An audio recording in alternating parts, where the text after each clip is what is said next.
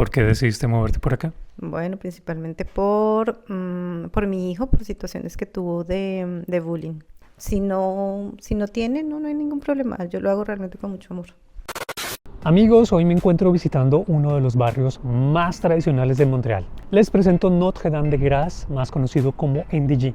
Un barrio que en unas pocas cuadras sintetiza muchísimo de la historia de Montreal. Vamos a visitar un poco las calles de este barrio, vamos a ver cómo su límite natural más importante proviene de un glacial que movió todas estas tierras hace más de 9000 años, pero sobre todo vamos a ver cómo es vivir en uno de estos apartamentos, los cuales pertenecen a un movimiento que se llama Petit Bourgeois o pequeño burgués. Y eso lo vamos a aprender a través de la historia de dos colombianas que comparten uno de estos apartamentos. Así que, c'est parti.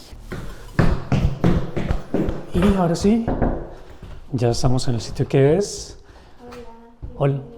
Hola Ana, ¿cómo estás? Bueno, aquí les presento a la señorita Ana. Ya vamos a hablar con ella un segundito y también con su compañera de apartamento.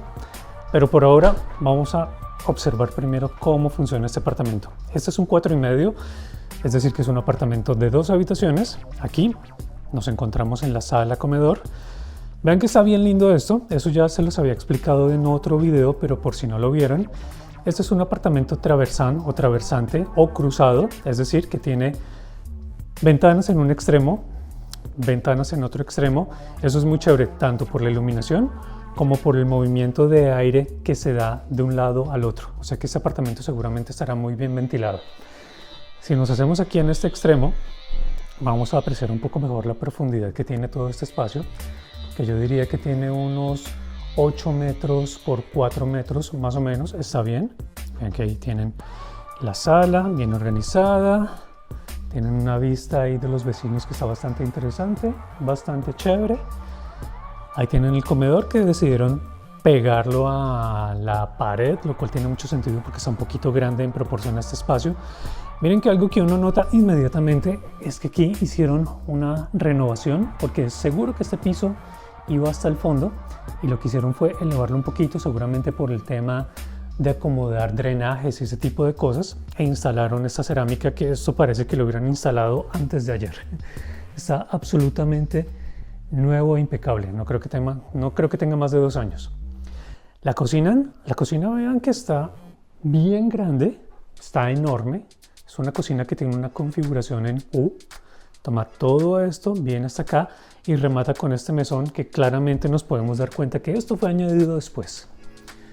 Porque aquí vemos que aquí están las puertas originales con las molduras originales y esta parte de aquí definitivamente fue añadida, yo diría que hace un par de años, en el mismo momento que se hizo esta renovación. Aquí esto sí, tomen nota de algo que no se debe hacer.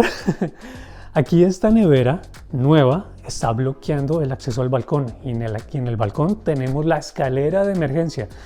Eso es muy importante porque en todo apartamento tienen que haber 2 salidas.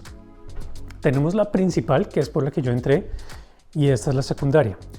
Esto es muy importante porque si se llega a presentar un incendio, digamos en el apartamento de abajo, y no se puede salir por esta escalera, aquí deberían ser capaces de salir por esta. Entonces esto hay que tomar nota de ese asunto, porque miren, ahí está el balcón y allá, ahí se alcanza a ver la segunda escalera. Entonces, ese es un tema de seguridad que hay que tener en cuenta siempre. Pero bueno, ya se lo diré a estas señoritas en un momento. Aquí, miren, estábamos en esta es la puerta de acceso. En este espacio lo que nos reciben son las máquinas, la lavadora y la secadora, pero Ana ya me comentó que también tienen otras máquinas comunales en el sótano. Directamente al lado tenemos el baño. Es un baño más o menos de 7 pies por 5 pies con lo necesario. Tiene una ventana, eso es muy chévere, eso es algo que extrañamos mucho en los apartamentos, el hecho de tener ventilación natural en los baños. La cerámica, si se dan cuenta, pues tiene unos buenos añitos. Esta sí no es de la misma época de la cocina, pero bueno, todo vale. Esta es la habitación de una de las protagonistas del video. Yo diría que esta habitación tiene unos 3 metros por 3 metros. Tiene una cama sencilla y del lado opuesto tiene un escritorio. Bueno, tiene una ventana que apenas nos da... miren, esto debe ser muy lindo en verano con este árbol. Y bueno, por allá atrás se ven los vecinos. Y se nota que los vecinos del primer piso tienen acceso a todo este gran patio trasero. Ella tiene aquí un par de closets, pero vean que me llama mucho la atención esta puerta, que no debe tener más de, no sé, 45 centímetros de ancho. Ahora vamos a darle una mirada a la segunda habitación. Entonces miren, de aquí vamos a la segunda habitación. Esto está mucho más grande, yo diría que tiene unos 4 metros por 3 metros. Aquí está la cama de nuestra segunda protagonista y está la cama de su hijito. Y es por eso, que no creo que sea de ella toda esta colección de juguetes, es por eso que vemos que están aquí muy pero muy bien organizados. Wow, tienen de todo. Vean, también se ve que al hombre le gusta el tema del fútbol, como a todo buen niño latino. Si nos hacemos aquí al fondo, vamos a poder apreciar un poco más las dimensiones que tiene esta habitación. Está bien grande, está bien grande. Bueno, y ya habiéndole dado una mirada a este apartamento, vamos a hablar un poquito de la vida de las personas que viven en él. Bueno, señorita, para los que no te conocen, ¿tú quién eres, de dónde vienes y para dónde vas? Bueno, buenas tardes. Yo me llamo Ana María Némoga, soy de Bogotá, Colombia y tengo 21 años y estoy estudiando estudios franceses acá en Concordia, la Universidad de Concordia. Cuéntanos un poquito del tema de ser estudiante aquí. Tú me dices que estudias en Concordia, pero eso también te da el derecho a trabajar, ¿eso es correcto? Sí, es correcto. Yo por ahora estoy solo estudiando, pero estoy buscando trabajo porque yo trabajé en Halifax, en McDonald's 2 años. Entonces tengo experiencia en servicio al cliente, también trabajé en un call center en Colombia. Amigos, si ustedes por ahí necesitan una manita en su empresa, por favor, no duden en llamar a Ana. ¿Cuánto nos cuesta vivir por estas tierras de Montreal? Yo pago 750 mensual. ¿Solo 750 por tener acceso a todo este apartamento más tu habitación privada? Sí, es correcto. Pues amigos, vean que es una muy buena opción, sobre todo para un estudiante. Sabemos que un estudiante no tiene el mismo presupuesto que una persona que está trabajando tiempo completo, entonces para comenzar me parece que no está nada mal. Sí, la verdad se me hizo mucho más barato de lo que pensaba. Bueno amigos, ahí tienen. Entonces, si están buscando, búsquenle, que vean que el que busca encuentra. Bueno, aquí tenemos a la otra protagonista de esta vivienda. Cuéntanos cómo te llamas, de dónde vienes. Bueno, buenas tardes. Espérame. Confirmado. Estamos en PM. Sí, es la tarde. Dale. Espera. Hola a todos, mi nombre es Tatiana Díaz. Yo vengo de Colombia, de la ciudad de Bogotá. Bueno, Tatiana, pero tú no estás sola porque tú tienes un hombre en tu vida con el que acabo de hablar. Sí, el hombre más importante, el dueño de mi corazón, que es mi hijo Samuel. ¿Cuántos añitos tiene Samuel? Samu tiene 6 años. ¿Tú dónde vivías antes? Yo vivía, no recuerdo muy bien cómo se llama, pero era como entre Pinef y Jarry, cerca del Super C. Rosemont. Ok, sí, no, realmente no me acuerdo muy bien el barrio, pero sí, vivía por allá. ¿Por qué decidiste moverte por acá? Bueno, principalmente por mi hijo, por situaciones que tuvo de bullying. Recién él entró, pues él venía a su, pues digamos que a pasar de un jardín a colegio. Le tocó en un colegio bastante grande y pues empezó a sufrir de bullying y pues para mí la opción como más rápida fue de pronto mudarme. ¿Qué tan fácil o qué tan difícil es ser madre soltera en un nuevo país? Bueno, no es tan fácil porque pues uno se tiene que organizar bien el tiempo para todo, ¿no? Para llevarlo, traerlo, alistarlo, dedicarle tiempo. No es tan fácil, ni más cuando uno está también adaptándose a una nueva cultura, a un nuevo país. Pero he tenido la fortuna de que he podido organizar mi tiempo, mi trabajo para poder estar presente con él. Y hablando de eso, cuéntanos tú a qué te dedicas por acá. Bueno, yo en este momento estoy trabajando en casa de unos polacos.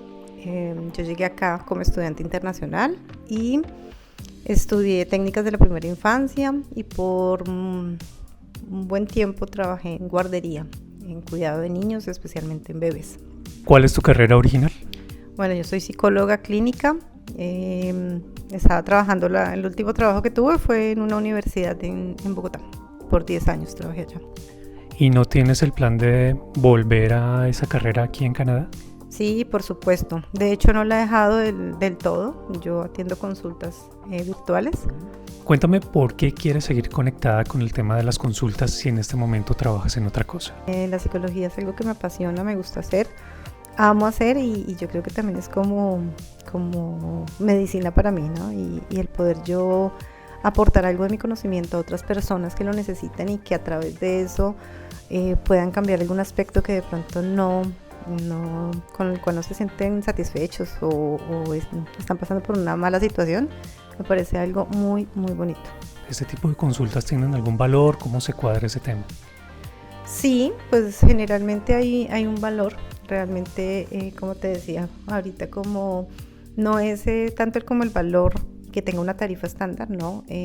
Pues dependiendo de las necesidades y las posibilidades de la persona, de esa manera también lo cobro, no digo es tanto y me quedo y me sostengo en el valor, si no tiene, no hay ningún problema, yo lo hago realmente con mucho amor. Pues ven amigos, qué labor tan noble. Les dejo aquí los datos de Tatiana, les dejo su correo para que si ustedes creen que necesitan hablar con alguien, con un verdadero profesional en el tema, pueden contactarla. Gracias. Gracias a ti. Cuéntanos cuánto pagas por este apartamento y qué incluye. Bueno, la renta como tal, 1,600. Y no incluye la electricidad, el Hidro-Québec. ¿Eso cuánto cuesta? Bueno, pagamos inicialmente 300, acá llega por 2 meses, cada 2 meses. Está caro. En Bueno, otro lado no pagaba tanto. yo sé. Pues mira, de pronto llevas poquito acá, pero para lo que lo sepan también ustedes pueden averiguar el histórico de cada apartamento y ahí salen unos promedios y ustedes pueden subdividir esa factura por 12 montos iguales, es decir, para que todos los meses paguen lo mismo. Tatiana, ¿cuándo vas a deshacerte de la nevera que está bloqueando tu salida de emergencia? Bueno, no depende de mí, pero yo creo que en muy poco tiempo ya. Amigos, como les comenté, esa nevera no debería estar ahí. Esto es un peligro. Dime que lo vas a mover próximamente. Sí, por favor. ¿Tú tienes alguna idea de cómo se le llaman a este tipo de apartamentos o de edificios? No tengo ni idea.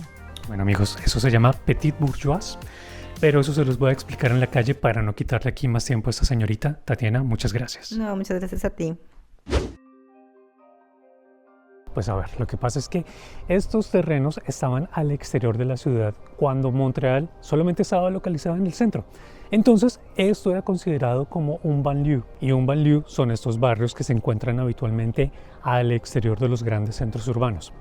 Al ser visto bajo esa óptica, pues entonces la gente decía, listo, ¿usted quiere irse a vivir allá como un pequeño burgués? Bueno, arranque para allá.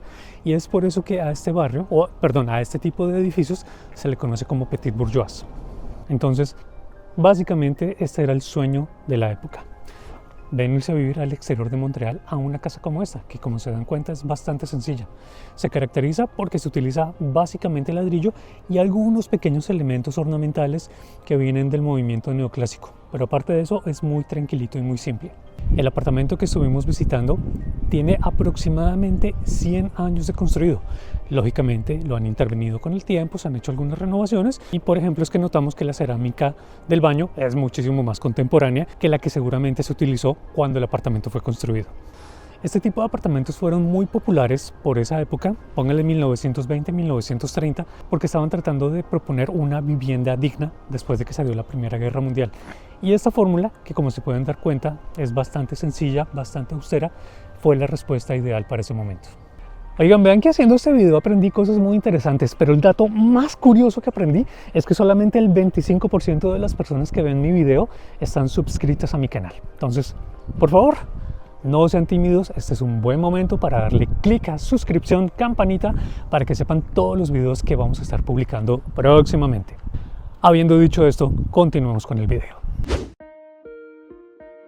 ¿Cómo es que comenzó a instalarse la gente por este territorio? A ver, desde la época de la colonización francesa, por allá en los años 1600, algunas familias comenzaron a instalarse aquí, pero esto no hacía parte de Montreal como tal. Esto era la periferia de la ciudad. Montreal en ese entonces estaba cerrada con un muro literalmente en madera. Todo el mundo vivía allá, pero algunas personas, sobre todo granjeros, comenzaron a moverse a estos territorios para comenzar a cultivar ciertos productos agrícolas. Los comerciantes comienzan a enviar sus productos al verdadero Montreal, que está muy lejos de acá, y es ahí cuando este sitio realmente comienza a recibir muchas más familias y dicen, oiga, pues vamos a hacer una pequeña localidad o un pueblito que se va a llamar Notre-Dame-de-Grâce. Notre-Dame-de-Grâce o NDG es un homenaje a la Virgen María. El sitio se convierte en un punto totalmente autónomo, pero en algún momento aquí se va a instalar el tranvía, más o menos por el año de 1910. Y ahí Montreal dice, pues ¿saben qué? NDG, vamos a absorberlo, ya que estamos comunicados a través de este medio de transporte. Pero en el año de 1920 va a llegar el tren, y el tren al mismo tiempo va a generar una barrera, y esa barrera va a generar un enclave. ¿Y qué es un enclave? Pues es un territorio que está absolutamente cerrado por todos los lados y que no tiene ninguna escapatoria. En el caso de este territorio, el enclave que les estoy mencionando comienza a partir de la carrilera hasta un sitio que se llama la Falaise Saint-Jacques. Falaise quiere decir caída, precipicio, y literalmente este sitio va a terminar en un precipicio. Vamos a darle una mirada para que me entiendan un poco mejor de lo que estoy hablando. Miren amigos, lo que les estaba mencionando de la carrilera es que no es que esté al mismo nivel y que uno pueda cruzar. Está elevada más o menos unos 5 metros y además tiene este tipo de reja que hace imposible que podamos pasar de este sitio al otro lado. Es ahí cuando se produce el enclave que les estaba mencionando. Esto se llama la Falaise Saint-Jacques. Esto es todo un parque lineal que tiene 3 kilómetros. Comienza a 1.5 kilómetros para allá y termina a 1.5 kilómetros para allá. A lo largo de este sitio está una autopista, entonces entre la autopista y el punto en que yo me encuentro en este momento, todo eso es la falaise, que quiere decir la caída o el acantilado en francés. Este es el límite natural más importante que tiene NDG. Pero ¿esto cómo se formó? Hace 9000 años hubo aquí un glacial que llegó hasta este punto, es decir, que toda la tierra se movió justamente hasta acá, y eso hizo que se generara este nivel desde el punto en el que yo estoy hasta el punto en que está la autopista. Al generarse todo este espacio verde con este segmento de montaña, se generó toda una selva natural. Aquí, aunque no se note, hay más de 40 especies de diferentes tipos de animales. Aquí hay zorros, serpientes, pájaros, todo lo que ustedes se quieran imaginar. También hay muchísimas especies vegetales que le dan muchísima vida a todo este sector. La importancia de este punto radica en que las especies no solamente viven en un sector, las especies sobre todo de pájaros viven en diferentes parques, y cada parque o cada segmento de naturaleza que se encuentran se convierte en un puente cuando ellas quieren moverse. Entonces, para las personas que conocen Montreal, por ejemplo, aquí más abajo tenemos el Parque Angrignon. Las especies de aves que se mueven a partir de ese parque van a venir hasta este punto. Y de este punto ellos van a volar hacia parques que se encuentran más al norte de la ciudad. Es así que todos estos pequeños ecosistemas están conectados los unos con los otros. No lo estaba grabando, pero alguien salió a gritarme por la ventana, oye, ¿de qué se trata esto? Pero en inglés. No, miren, tengo un canal, se llama Atravesando Paredes. ¿Atravesando what? Atravesando Paredes. Entonces, vamos a ver si ganamos un fan que habla inglés. Por cierto, ya tengo subtítulos en inglés, francés, hindú, chino, lo que quieran. Así que si tienen amigos de estas culturas que quieran ver estos videos, por favor díganles que ya están disponibles. Pues amigos, ahí tienen, aprendimos un poquito de NDG, vimos cómo viven dos colombianas en este lugar, una de ellas psicóloga de corazón que está lista para ayudarlos, la otra una compatriota estudiante que está tratando de hacer una nueva vida en estas tierras, que está buscando el ocupar su tiempo libre en ese momento. Por favor, si pueden darle una manita, eso sería muy apreciado. Conocían de este barrio, conocían la Falaise Saint-Jacques, conocían la arquitectura de los pequeños burgueses. Por favor, todo lo que me quieran decir aquí abajo en la caja de comentarios, y nos veremos a la próxima.